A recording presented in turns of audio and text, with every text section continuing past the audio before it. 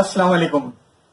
آپ کو یاد ہوگا کہ اشاق ملک فاروقی اکیڈمی کے پروگرام ذکر کتاب میں نے پچھلی بار آپ سے ایک کتاب کا ذکر کیا تھا اور اس کتاب کا نام تھا بیدار دل لوگ. آج میں اس کتاب سے ایک خاکہ لے کر آپ کے پاس آیا ہوں. یہ خاکہ جو پہلا ہی خاکہ ہے پروفیسر بشیر احمد صدیقی صاحب کے بارے میں ہے. بیدار دل لوگ میں یوں تو 10 خاکے ہیں، مگر سب سے پہلے نمبر پر فاروقی صاحب نے رکھا ہے بشیر احمد صدیقی صاحب کے خاکے کو، اور یہ خاکہ انہوں نے اپنے بڑے اور سب سے عزیز بھائی شہید مشیر الحق فاروقی کے خاکے سے پہلے رکھا، کیونکہ فاروقی صاحب کا کہنا یہ تھا کہ بشیر صاحب میرے اتنے شفیق استاد تھے کہ اگر میں ان کو خاکوں میں اولیت بھی دے دوں تو حق تو یہ ہے کہ حق ادا نہیں ہو سکتا.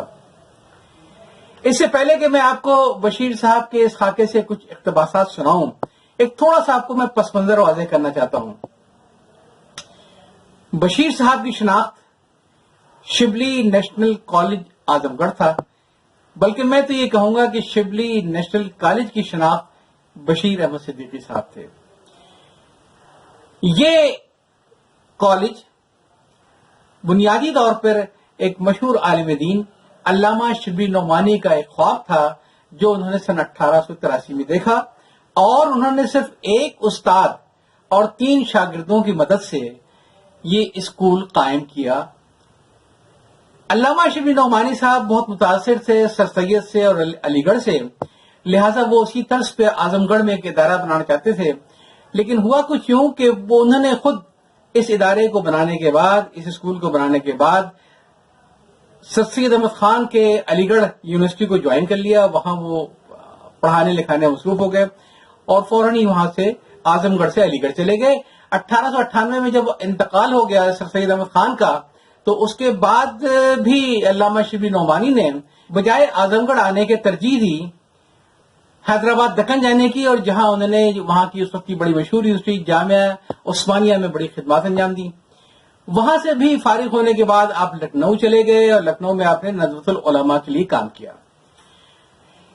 تو شبلی نعمانی صاحب یوں تو علمی کاموں میں بہت مصروف رہے اور تعلیمی کاموں میں بہت مصروف رہے، لیکن وہ اپنے اسکول پر توجہ نہ دے سکے. یہ اسکول جو کہ 1883 میں قائم ہوا، 1887 کے لگ بھگ یہ بن چکا تھا ایک مڈل اسکول، اور 1897 کے لگ بھگ یہ ہائی اسکول بن چکا تھا. لیکن پھر یہ تنزلی کا شکار ہوتا چلا گیا. دوسرے ادارے آگے بڑھ رہے تھے، لیکن چونکہ اس پہ شبلی نعمانی صاحب کو توجہ نہیں دے پا رہے تھے، لہذا یہ تنزلی کا شکار تھا. یہاں پہ تعلیمی معیار اور طلبہ کا اخلاقی معیار دونوں بالکل برباد ہو گئے، اور چنانچہ یہ ہوا کہ پھر اس کا اسٹیٹس بھی ختم کر دیا گیا ہائی اسکول کا. 1911 میں مولانا شبلی نعمانی نے اپنے انتقال سے ذرا سا پہلے اپنے بھائی سے اس حسرت کا اظہار کیا کہ میں چاہتا ہوں کہ میری زندگی میں یہ دوبارہ پھر سے ایک ہائی اسکول بن سکے. اتنا یہ ادارہ نیچے آ چکا تھا. 1911 میں آپ کو معلوم ہے کہ ہندوستان میں برطانیہ کے بادشاہ کنگ جارج پنجم اور ساتھ میں ان کی ملکہ آئے تھے اپنا جشن منانے کے لیے، جشن تاج پوشی، اور ایک بہت بڑا دلی دربار ہوا تھا. پورے ہندوستان کے کونے کونے سے 2.5 لاکھ لوگ اکٹھا ہوئے، سینکڑوں نواب راجہ سب آئے تھے وہاں پہ ان کو تعظیم دینے کے لیے. تو اسی زمانے میں ایک رواج یہ بھی ہوا تھا کہ ہر بڑے بلڈنگوں کو، اداروں کو جارج پنجم کے نام سے منسوب کیا جانے لگا. بلکہ آپ کو یاد ہوگا کہ کراچی شہر سمیت کئی بڑے شہروں میں آج بھی دلی دربار ہوٹل پائے جاتے ہیں. تو کسی نے تجویز دی اور خیال یہ ہوا کہ شبلی نیشنل اسکول کو نام بدل کر اگر شبلی جارج اسکول کر دیا جائے تو ممکن ہے حکومت کی توجہ بھی بڑھ جائے گی اور اس کا معیار بھی اچھا ہو جائے گا. کیونکہ تھا یہ کہ جب ہم شبلی نیشنل اسکول کہتے ہیں تو یہ ہندوستانی نیشنلزم کی علامت تھی 1883 میں، جبکہ کانگریس جو کہ نیشنلزم کی سب سے بڑی علامت بردار تھی وہ 1885 میں معرض وجود میں آئی تھی. تو اس تاثر کو ظاہر کرنے کے لیے اور حکومت وقت کے ساتھ کوئی مزاحمت نہ کرنے کی خاطر اس کا نام شبلی جارج کالج کر دیا گیا. لیکن ناموں کے بدلنے سے، وردی کے بدلنے سے کچھ نہیں ہوتا. اس کا نام شبلی جارج کالج رکھ دیا گیا، مگر یہ ادارہ مسلسل تنزلی کا شکار رہا. اس ادارے کو بنیادی طور پہ ایک اچھے ایڈمنسٹریٹر کی ضرورت تھی. کئی تجربے کیے گئے مگر ناکام رہے. آخر میں قرے فال بنامے من دیوانہ زدن. یہ ذمہ داری سونپی گئی بشیر احمد صدیقی صاحب کو کہ وہ اس ادارے کو دوبارہ اپنے پاؤں پر کھڑا کریں. ایک بہت مشکل ٹاسک تھا. کیوں؟ اس لیے کہ اس وقت تک شبلی جارج اسکول اعظم گڑھ کے بدنام ترین اسکولوں میں سے ایک تھا. یہاں کے طلبہ اتنے بدتمیز، اتنے خودسر اور اتنے ڈسپلن سے عاری تھے کہ ان سے کوئی بھی محفوظ نہ تھا.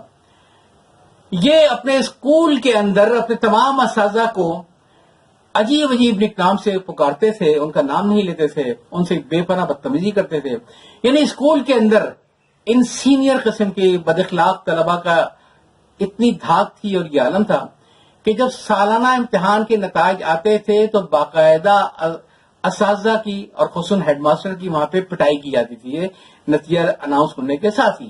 اور ایک سال تو ایسا ہوا کہ ہیڈ ماسٹر صاحب کی اتنی پٹائی کی گئی کہ ان کا انتقال ہو گیا. ایسے حالات میں بشیر احمد صدیقی صاحب کو کام دیا گیا شبلی نیشنل اسکول کو واپس اپنی شان و شوکت دینے کا. آپ نے پہلا کام تو یہ کیا کہ وہ جو سینئر طلبہ تھے جو کہ ڈسپلن کے لیے سب سے بڑا مسئلہ بنے ہوئے تھے، پہلے ان سے ایک ایک کر کے جان چھڑائی. اچھا، یہ نہیں ہے کہ انہوں نے کوئی پولیس میں شکایت کی ہو، کسی کو گرفتار کرایا ہو، بلکہ بہت ہی خوبصورت حکمت عملی کے ذریعے ان تمام طلبہ سے جو کہ ڈسپلن کے پابند نہیں تھے، پرانے تھے، فیل ہو کے صرف دادا گیری کر رہے تھے، آپ نے شبلی نیشنل اسکول کو سے نجات دلائی. یہ کیسے؟ یہ ایک بڑی دلچسپ حکمت عملی تھی. اور آئیے میں آپ کو اس کتاب سے ایک اقتباس سناتا ہوں. فاروقی صاحب اس خاکے میں لکھتے ہیں، یہ سائدادگان خود تو خراب ہو چکے تھے، اب اپنے کمور ساتھیوں کی حوصلہ افزائی کر کے انہیں بھی خراب کر رہے تھے. مشہور تھا کہ صورتحال سے نمٹنے کے لیے بشیر صاحب نے ڈیوائڈ اینڈ رول، تقسیم کرو اور حکومت کرو کی حکمت عملی اپنائی. انہوں نے چودھری طلبہ کو وی آئی پیز، بہت اہم شخصیت والی حیثیت دے کر انہیں یقین دلایا کہ نویں جماعت تک تمہیں کوئی کچھ نہیں کہے گا. تم اسکول آؤ یا نہ آؤ، تمہیں حاضری پوری دے دی جائے گی اور تمہیں بغیر کوئی زحمت اٹھائے پاس بھی کر دیا جائے گا. اگر تم 10ویں میں جہاں بورڈ کا امتحان ہوتا ہے فیل ہو گئے تو میں تمہاری کچھ مدد نہیں کر سکتا. ان کے لیے یہ بھی بہت بڑی خوشخبری تھی. اس طرح وہ میٹرک نہیں، نان میٹرک تو بہرحال ہو جائیں گے. اس مصالحت کے بعد بشیر صاحب نے ان لڑکوں کو سمجھایا کہ تم تو اب خاصے تجربے کار اور صاحب عقل ہو اور برا بھلا خوب سمجھتے ہو، کوئی قابل اعتراض حرکت نہیں کرو گے، لیکن تمہارے ساتھی بھی تم لوگوں کی نقل کرنا چاہتے ہیں. وہ یہ نہیں چاہتے کہ اگر کوا ہنس کی چال چلے گا تو اپنی بھی چال بھول جائے گا. لہذا میں یہ سمجھتا ہوں کہ تمہارے ان چھوٹے بھائیوں کی اصلاح کے لیے ان کی گوشمالی کی جائے تو تم لوگوں کی یقیناً بڑی خوشی ہوگی. لیڈر طلبہ کو اس سے کیا اعتراض ہوتا تھا؟ چھوٹے طلبہ کو ملا کر گروہ بندی وہ اس لیے تو کرتے تھے کہ اساتذہ پر ان کا روب رہے. اب جبکہ خود ہیڈ ماسٹر صاحب نے ان کا روب مان لیا اور انہوں نے خصوصی اہمیت دے دی تو انہیں دوسروں سے کیا لینا دینا. لہذا انہوں نے بشیر صاحب سے اتفاق کر لیا کہ ان بگڑتے ہوئے بچوں کی اصلاح و تعدیل ضروری ہے. چودھریوں کے دست شفقت کا اٹھنا تھا کہ پھر بشیر صاحب نے ان کچی لکڑیوں کو جدھر چاہا موڑ لیا. چودھریوں پر بھی انہوں نے نظر رکھی. میٹرک میں جب یہ لوگ 2-3 سال فیل ہو گئے تو انہوں نے خود لڑکوں اور ان کے والدین کو احساس دلایا کہ اس طرح آوارہ گردی کر کے عمر ضائع کرنے سے کیا فائدہ. اگر والدین کی مالی حیثیت نجات دی تو ان سے کوئی چھوٹا موٹا کاروبار کروا دیا، ورنہ تعلقات سے فائدہ اٹھا کے انہیں ججی یا کلیکٹری میں بطور نان میٹرک کلرک بھرتی کروا دیا. تو یہ تو بشیر احمد صدیقی صاحب کی وہ حکمت عملی تھی کہ طلبہ کے ایسے گروہ کو جو ادارے کے لیے ناسور بن چکا تھا، بغیر امن و امان کا مسئلہ کھڑا کیے بہت ہی خوبصورتی کے ساتھ اپنے ادارے سے الگ کر دیا. اب اس کے بعد پھر دوسرا مرحلہ تھا جو نئے طلبہ تھے، جو جونیئر طلبہ تھے، اس میں ڈسپلن کو قائم کرنا. بشیر صاحب کی خاص بات یہ تھی کہ وہ ایک طرف تو ڈسپلن کے معاملے میں فولاد تھے اور دوسری طرف محبت کے معاملے میں وہ ریشم تھے. ڈسپلن پر انہوں نے کوئی کمپرومائز نہیں کیا. ان کے دور میں نقل کرنا ایک بہت بڑا جرم تھا. وہ طلبہ جہاں پہ ٹیچروں کی پٹائی ہوتی تھی، جہاں ہیڈ ماسٹر کو قتل کر دیا گیا سلول کے دن، جب بشیر صاحب کے کنٹرول میں وہ اسکول، وہ ادارہ آ گیا پھر انہوں نے کیا کیا، میں آپ کو اس کتاب سے ایک اقتباس سناتا ہوں، ایک نقل کی واردات کا، جہاں 2 طالب علم نقل کرتے ہوئے پکڑے گئے۔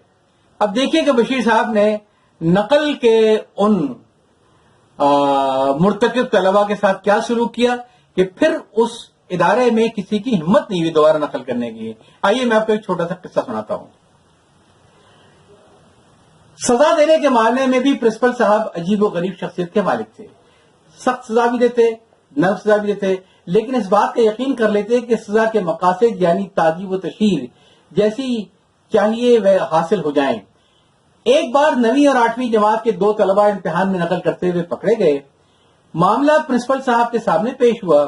انہوں نے پہلے تو ان دونوں کے چہروں پر کچھ میک اپ کروایا، پھر اپنے 2 معتمد چپراسیوں روزن اور کلن کو بلایا۔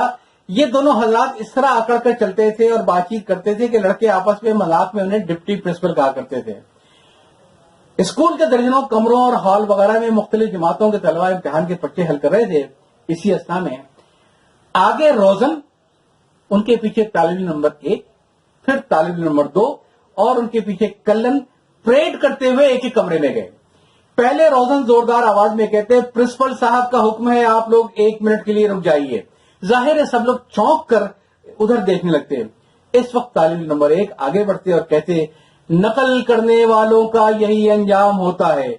یہی مکالمات طالب علم نمبر 2 دہراتے، پھر کلن فرماتے، اب آپ لوگ اپنے پرچے حل کیجئے۔ یہ کہہ کر وہ ٹیم آگے بڑھ جاتی ہے۔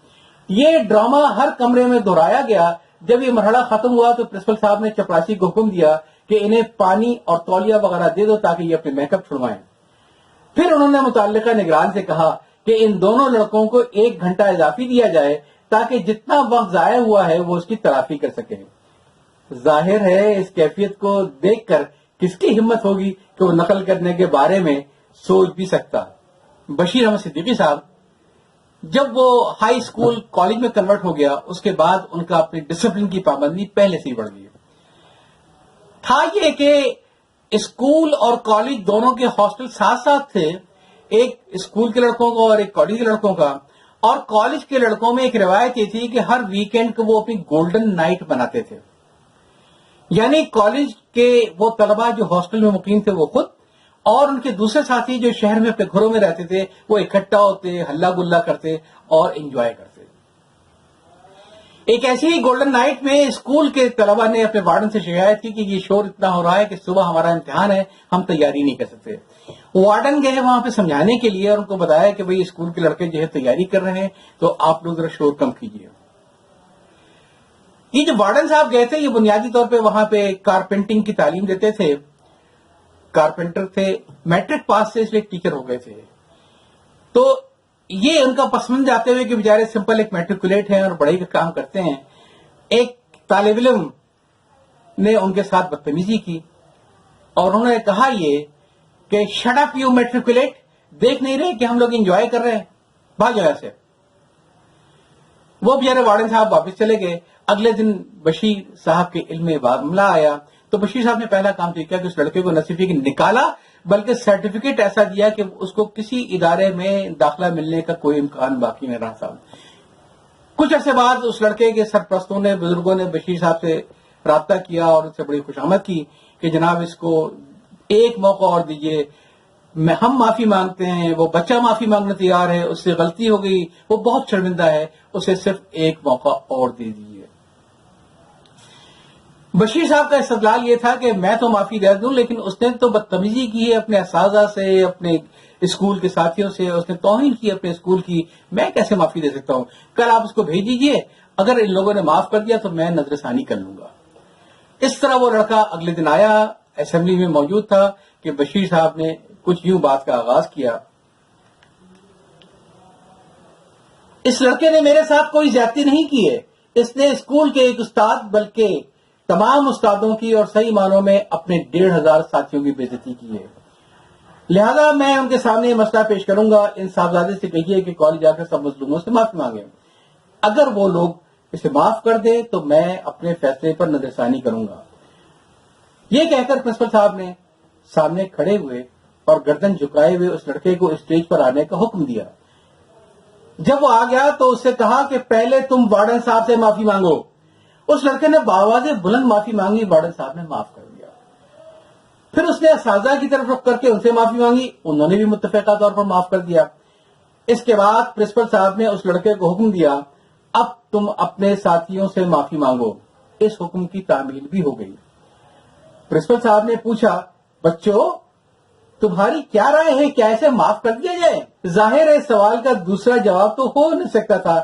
ہم سب نے بیک پر چلا کر کہا, معاف کر دیجئے, معاف کر دیجئے. معافی تلافی کا مرحلہ ختم ہوا. پرنسپل صاحب نے یکایک اپنا انداز بدلا اور پورے اعتماد اور سخت لہجے میں انہوں نے کہا, اب تک بات تھی ان لوگوں کے معاف کرنے کی جن کے ساتھ اس لڑکے نے زیادتی کی تھی, اور ان سب نے اس کو معاف کر دیا. اب مرحلہ ہے کالج کے نظم و ضبط کو قائم کرنے اور برقرار رکھنے کا. یہ نہیں ہو سکتا کہ کوئی لڑکا جب چاہے کسی استاد کی شان میں گستاخی کرے اور پھر معافی مانگ لے اور معاملہ ختم ہو جائے. میں اس لڑکے کو ایسی سزا دوں گا کہ وہ خود بھی ہمیشہ یاد رکھے گا اور دوسرے لڑکے بھی عبرت حاصل کریں گے. یہ کہہ کر پرنسپل صاحب نے بیت منگوایا اور سامنے کھڑے ہوئے اسکول کے سب سے کم عمر بچے کو اسٹیج پر بلایا. وہ تیسرے درجے میں پڑھتا تھا, مشکل سے 6-7 سال کی عمر ہوگی. انہوں نے اس بچے کو بیت دے کر کہا, تم اس لڑکے کو بیت سے مارو. میں اس منظر کو الفاظ میں بیان نہیں کر سکتا. کالج کا طالب علم اس تصور سے کانپ رہا تھا کہ اسکول کا سب سے کم عمر بچہ اسے مارے گا.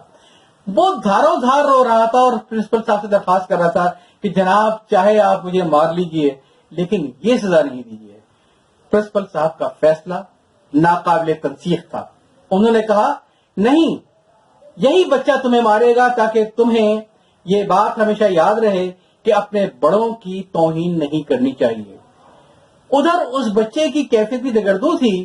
کمزوری کے باعث اس کی سمجھ میں کوئی بات نہیں آ رہی تھی. وہ بھی پھوٹ پھوٹ کر رو رہا تھا اور کہہ رہا تھا باہر نکل کے یہ مجھے بہت ماریں گے. پرنسپل صاحب کی بات کالج کا لڑکا تو سمجھ سکتا تھا, لیکن اسکول کا کم سن بچہ کچھ سمجھنے کے لیے تیار نہ تھا. پرنسپل صاحب نے اسے بہت پیار کیا, دلاسے دیے, لیکن وہ بار بار اسی جملے کو دہرا رہا تھا, یہ باہر نکل کے مجھے ماریں گے.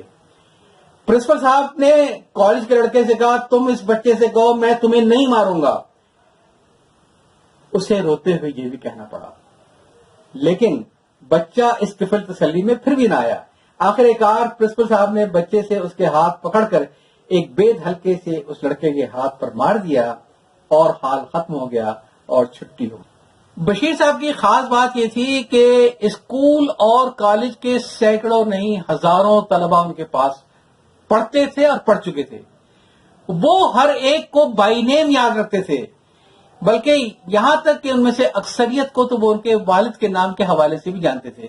اس معاملے میں ان کا حافظہ بڑا غضب کا تھا.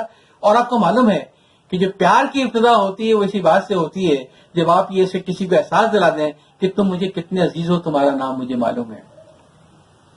دو میں آپ کو چھوٹے سے قصے سناؤں گا. پہلا قصہ تو وہ ہے جب پہلے بشیر صاحب کے اہل خانہ کراچی آ گئے تھے ہجرت کر کے. اس کے بعد دوبارہ کئی سال کے بعد بشیر صاحب خود بھی ہجرت کر کے جب کراچی آئے تو کراچی اسٹیشن پر ان کے استقبال کے لیے نہ صرف کے اہل خانہ بلکہ ان کے سابق طلبہ موجود تھے. وہاں کیا ہوا میں آپ کو ایک چھوٹا سا اقتباس سناتا ہوں.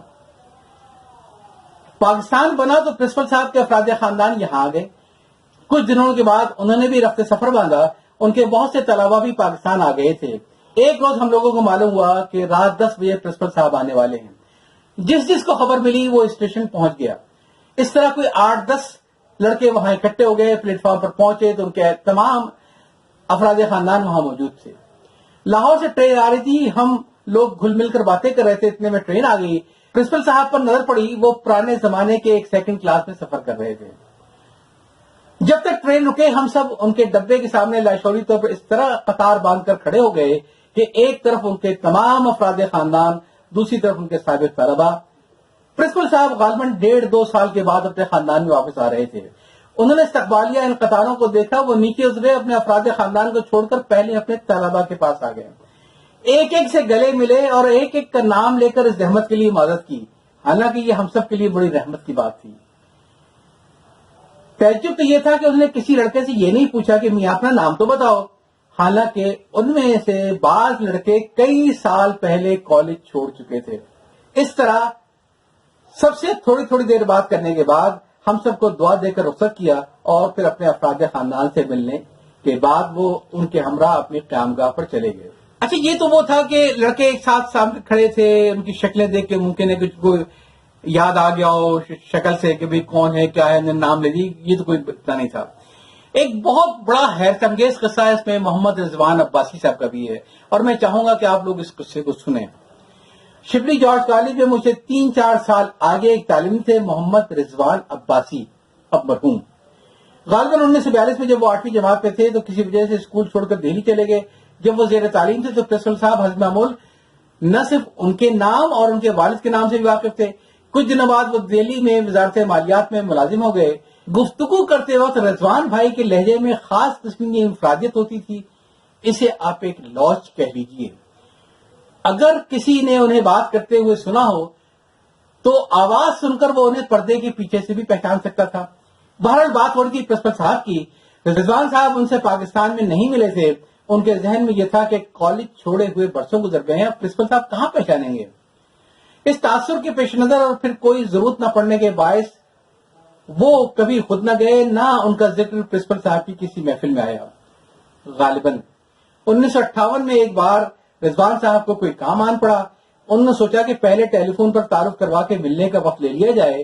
یہ سوچ کر انہوں نے ٹیلی فون کیا اور خیال یہ تھا کہ پہلے کوئی پی اے فون اٹھائے گا، لہذا جب دوسری طرف سے آواز آئی ہیلو تو رضوان بھائی نے اپنے مخصوص لہجے میں کہا بشیر صاحب ہیں۔ ان 3 الفاظ کے علاوہ کوئی چوتھا لفظ ادا نہیں کیا۔ بلا کسی توقف ایک مخصوص مشفقانہ آواز آئی، ہاں رضوان کہو کیا بات ہے، تم خیریت سے ہو؟ رضوان بھائی کہتے ہیں کہ مجھ پر ایک ایسی کیفیت طاری ہو گئی کہ بڑی دیر تک میں بات کرنے کے قابل نہ رہا۔ تو جناب بیدار دل لوگ کا یہ خاکہ تھا بشیر احمد صدیقی۔ یہ ایسے لوگ تھے جو میں سمجھتا ہوں کہ اپنی ذات میں انجمن تھے، جنہوں نے اداروں کو کھڑا کیا، اب جن کے دیکھنے کو آنکھیں ترستیاں ہیں۔ میں آپ لوگوں سے درخواست کروں گا کہ آپ لوگ پلیز بیدار دل لوگوں کو حاصل کیجئے، اس کے 10 کے 10 خاکوں کو پڑھیے، اور اس میں آپ کو زندگی کے ایسے ایسے سبق ملیں گے جو آپ نے کبھی کسی تدریسی کتاب میں نہیں پڑھے ہوں گے۔ اس کتاب کا 3را ایڈیشن روشن کتابیں کے تحت راشد اشرف صاحب نے پچھلے دنوں ابھی بلکہ چند مہینہ پہلے غالباً شائع کیا تھا، اور فضلی سنز والے جس کے ناشر تھے، اور مجھے معلوم یہ ہوا ہے کہ وہ 3را ایڈیشن بھی تقریباً ختم ہو چکا ہے، اور فضلی سنز والوں نے کہا ہے کہ وہ اب اس کے 4تھا ایڈیشن چھاپنے کی تیاری میں ہے۔ جب یہ ملے آپ اس کتاب کو ضرور لیجئے گا اور اسے پڑھ کے آپ کو یقیناً لطف آئے گا۔ اجازت چاہتا ہوں، اللہ حافظ۔